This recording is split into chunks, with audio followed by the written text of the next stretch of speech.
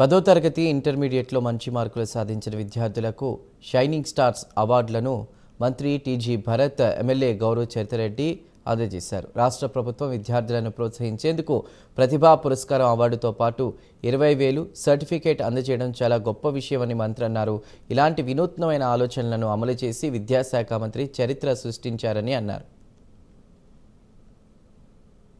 మీరు అంతగా కావాలంటే మీరు పోయి ఇంజనీరింగ్ చదవండి, లేకపోతే మీరు పోయి డాక్టర్లు చదవండి.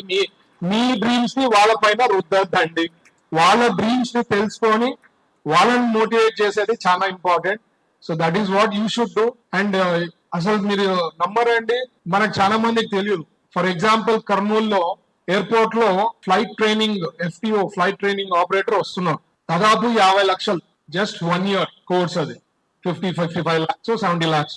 ఆ 1 year కోర్స్ అయిన వెంటనే మంత్లీ శాలరీ ఎంతో తెలుసా అండి? 2.5 lakhs మినిమం. అది చాలా మందికి తెలియదు. అది ఇంజనీర్లు చదువుతాం. అది ఏం తెలుసా? +2 అంటే ఇంటర్మీడియట్ అయిన వెంటనే you can get qualified to do that. And just 1 year అయిన వెంటనే 2.5 lakhs per month. That is the revenue. ఎందుకంటే ఫ్లైట్లు ఎక్కువ ఉన్నాయి, పైలట్స్ తక్కువ ఉన్నారు, క్యాప్టెన్స్ తక్కువ ఉన్నారు, పైలట్స్ లేరు. That is the situation. So మనం అట్లాంటివి చాలా ఉన్నాయి.